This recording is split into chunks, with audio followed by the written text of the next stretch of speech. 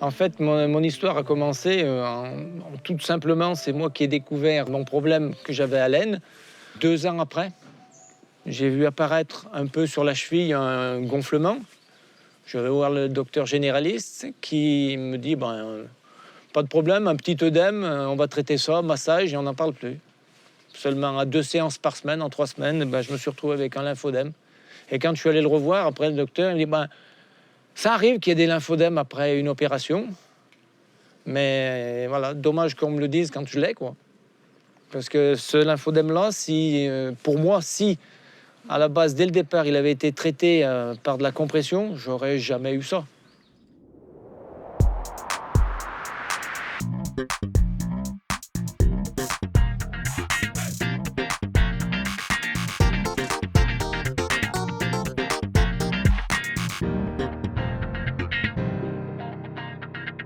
Alors d'abord, qu'est-ce que c'est que le lymphodème? Le lymphodème, c'est une augmentation de volume du membre, d'un membre ou de plusieurs membres d'ailleurs.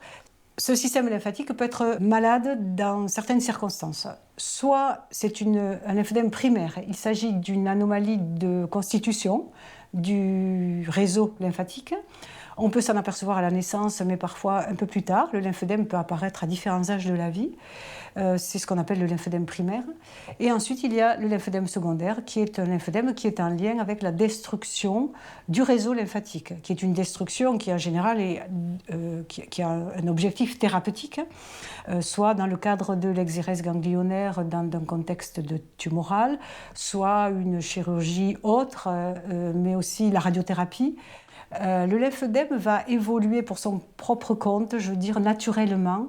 Et si on ne s'en occupe pas, l'évolution va quand même être plus ou moins rapide, plus ou moins importante en fonction de chacun, en fonction du type d'anomalie. Évidemment, en fonction par exemple aussi du nombre de ganglions que l'on a enlevés quand il s'agit d'un lymphodème secondaire. Mais en tout cas, l'évolution, elle dépend vraiment aussi de la prise en charge. C'est-à-dire qu'un lymphodème, il faut le prendre le plus précocement possible et s'en occuper. Alors c'est vrai que quelque part, on peut dire que le lymphodème, une fois qu'il est installé, il est là. Comment ça s'est passé? Alors moi j'ai eu un lymphodème secondaire suite à une exérèse ganglionnaire. Suite à ça, j'avais la jambe qui avait beaucoup augmenté de volume. Mais pendant 10 ans, on ne l'a pas diagnostiqué. Et un jour, je ne sais pas pourquoi, elle a vraiment doublé de volume. Je ne pouvais plus me chausser. Et donc là, je suis allée voir le médecin inquiète. Et c'est là qu'on a diagnostiqué le lymphodème et qu'on m'a orientée sur les bons partenaires. Donc, première chose, on intervient le plus précocement possible et comme vous l'avez dit, un travail d'équipe. En effet, le patient est là et c'est lui qui va vraiment intervenir et participer de façon active à la prise en charge. Il faut être actif. Il ne faut pas hésiter à parler à son kiné, à son spécialiste et au pharmacien pour expliquer son ressenti, ce qu'on a du mal à accepter, ce qu'on trouve bien. Et on est partie prenante du processus.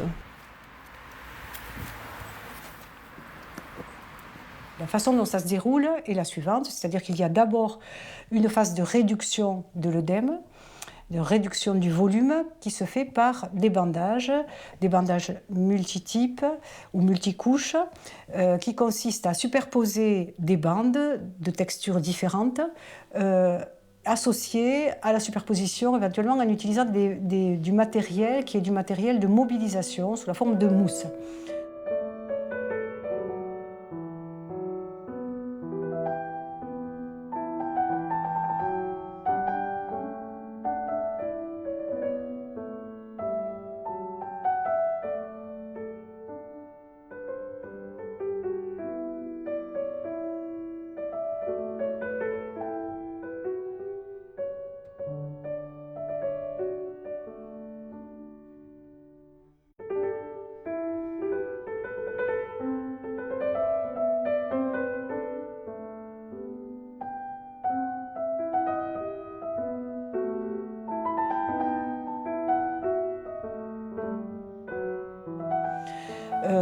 Ce traitement va permettre de réduire et de résorber l'œdème en favorisant une pression extérieure qui va permettre au liquide de rentrer de nouveau dans les vaisseaux lymphatiques.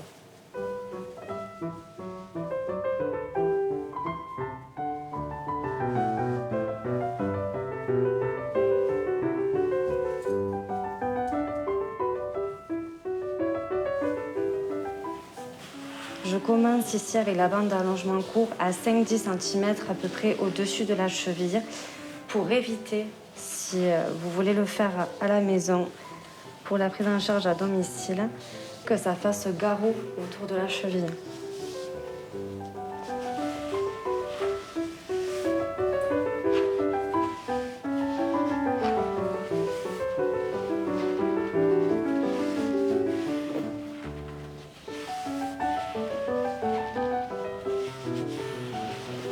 Et là, je redescends.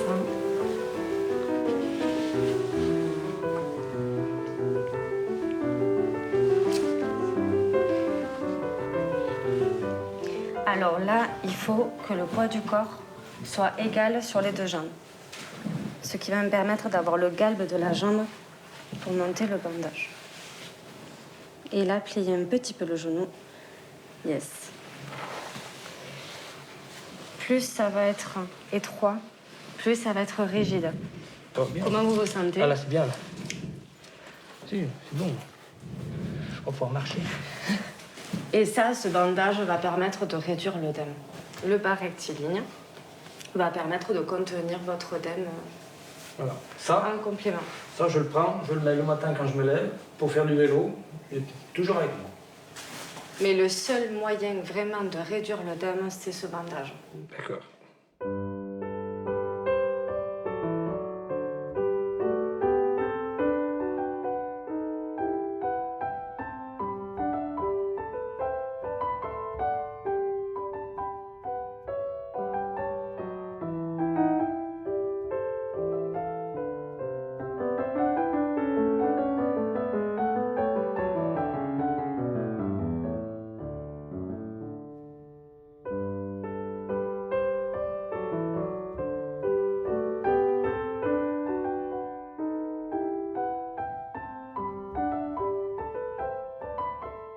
Ce traitement-là, on peut le renouveler.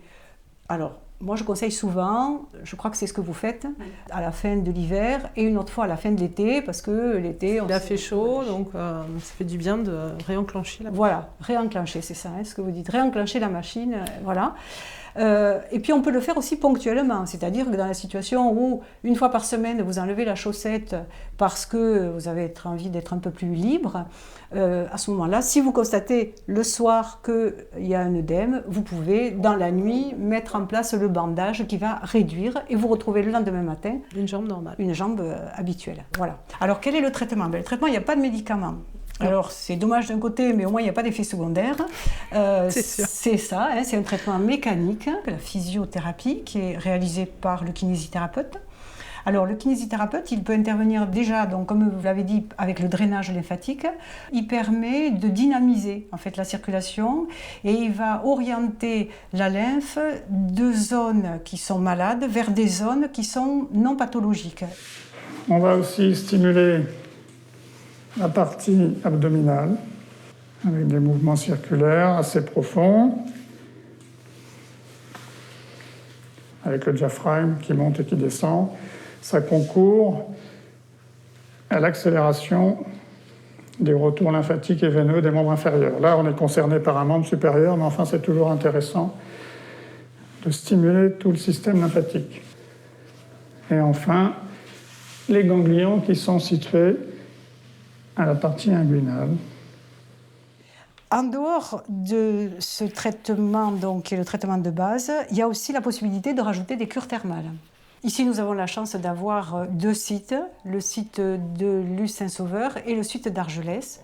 Dans ces deux sites, l'intérêt de ces cures thermales se situe à deux niveaux. D'une part, la prise en charge du lymphœdème lui-même, les soins du lymphœdème, qui sont quotidiens, et d'autre part, tout le côté éducatif.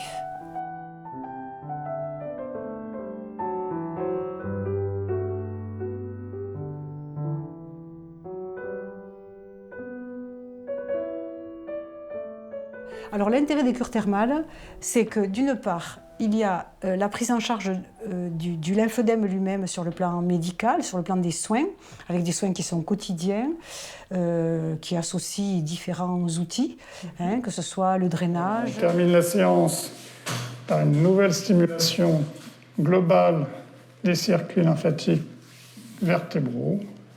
Et du côté des flancs, là, on fait ça des deux côtés. Ça provoque un petit peu de chair de poule. Ce qu'on cherche aussi, c'est très bon, c'est une horripilation qui accélère le système lymphatique superficiel. Que ce soit le massage dans l'eau, l'activité sous l'eau, etc. L'eau thermale aussi qui peut intervenir, bien sûr.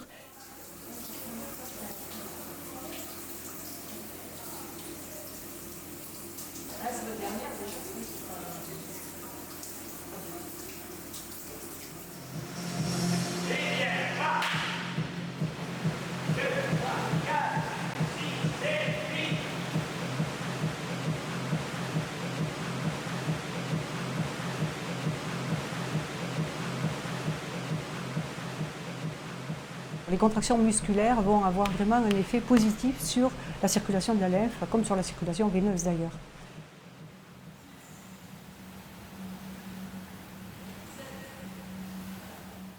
C'est à la fois aussi un temps où vous prenez soin de vous, c'est ça, hein, un temps où on n'est pas préoccupé par autre chose. On n'a que ça à faire, se faire bichonner pendant 3 semaines et s'occuper de soi. Voilà, 2 minutes. Merci. À tout à l'heure.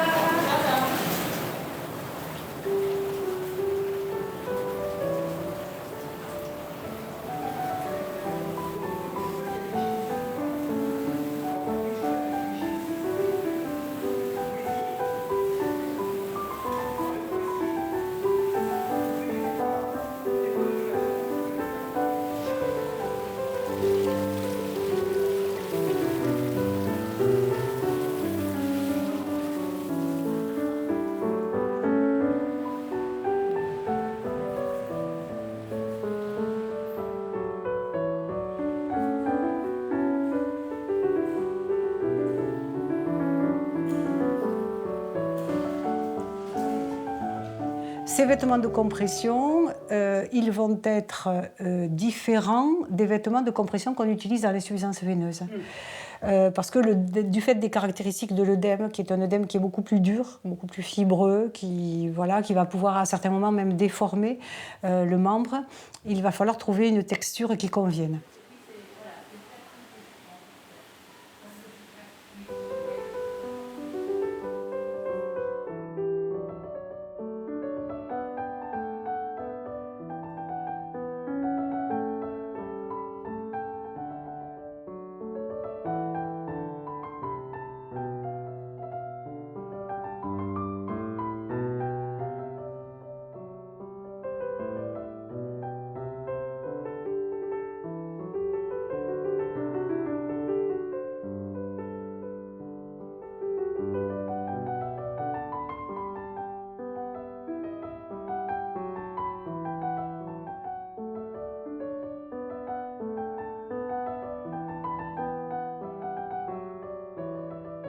La zone de confort au niveau du genou, donc c'est une nouvelle option qu'on propose pour avoir plus d'aisance à la flexion et extension sur l'expert, donc notre gamme expert classe 2, 3 et 4 sur les bas ou les collants. Sur la gamme expert, donc sur le rectiligne, vous avez la possibilité d'avoir toutes ces couleurs.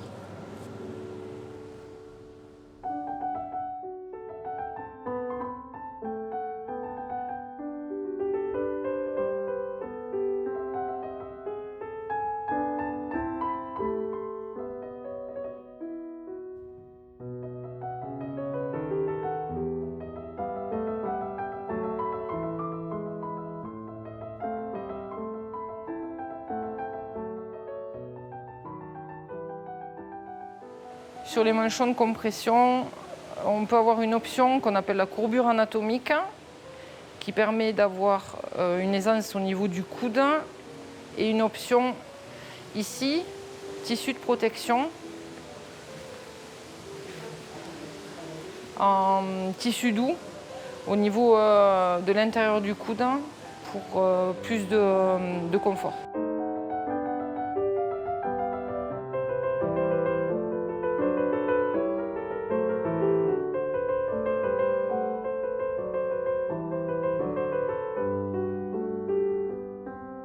Dans les textures, il y a deux types de textures, les textures circulaires et les textures rectilignes. Alors, le circulaire va avoir un intérêt dans les lymphodèmes légers. Par contre, le rectiligne va être plus intéressant dès que le lymphodème est installé depuis un petit moment, qu'il est moins souple ou quand il y a des déformations. Cette texture rectiligne permet vraiment de s'adapter à la morphologie du patient. C'est aussi une compression qui associe compression et contention, qui est un peu plus rigide, ce qui fait que ça bouge moins dans la journée. À la fois, la mise en place est plus facile et à la fois, la tolérance est bonne.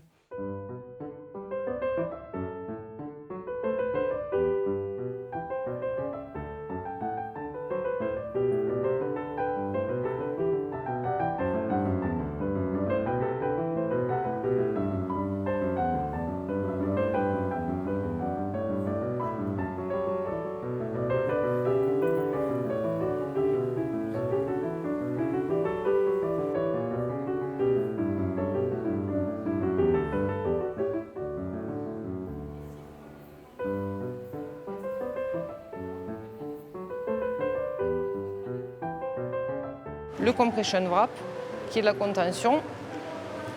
Donc vous le montez, vous serrez les velcro et vous ajustez. Ça peut être une alternative au bandage multicouche. Nous avons un vêtement de mobilisation ajustable pour le membre supérieur qui vous permet de faire la contention, donc ajustable par velcro, que vous positionnez dans un premier temps et que vous pouvez resserrer au fur et à mesure dans la journée avec des velcro amovibles. Mais comment ça sert? Un fil bas pour les pieds fermés. Donc ça va vous aider à passer donc, votre compression. Le principe, c'est de la toile de parachute. Donc ça vous fait glisser sur la jambe le produit. Avoir la tirette vert clair vers soi et la partie orange sous le pied. Ça, c'est important. Vous prenez votre chaussette ou votre bas, peu importe où le collant, et vous faites glisser. Donc ça glisse tout seul. Vous positionnez, hop, votre bout de pied et le talon. Vous pouvez le monter jusqu'ici. Donc ça, c'est la partie la plus compliquée que vous avez à passer. Vrai.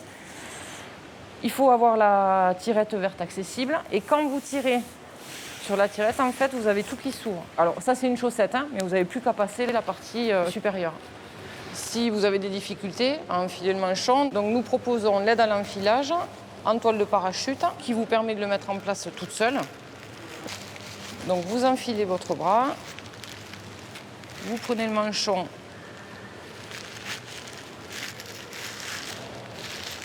vous le faites glisser, donc ça vous permet de bien le positionner. Vous le montez en faisant dépasser la bande autofixante. Et pour le retirer, soit vous accrochez à une poignée de porte par la poignée orange, soit vous pouvez demander à une tierce personne de vous aider en tirant sur la poignée. Et en tirant, ça vous permet de le mettre en place. Et il faut le répéter, parce que comme toute pathologie chronique, c'est compliqué de vivre avec quand même. Il y a des moments où on en a ras-le-bol, où on a envie de baisser les bras. Et c'est l'avantage de rencontrer des personnes qui sont attachées au bien-être du patient, bien entendu. Voilà. Ah oui, mais il faut garder espoir et puis il faut bouger. Il faut bouger. C'est pas parce qu'on a une jambe ou un bras plus gros que l'autre qu'il faut se dire « ça y est, ma vie, elle est foutue ». Je lâche pas. Je peux vous dire que je ne le lâche pas. Voilà. Écoutez, les gens qui connaissent ce type de maladie, ben voilà, il faut les écouter. Ils connaissent. Ils ont vu en plus pratiquement tous les types de lymphodèmes qu'il puisse y avoir. Et écouter ce qu'ils nous disent. Et puis après, faire ce qu'on nous a expliqué et en avant. Pas lâcher.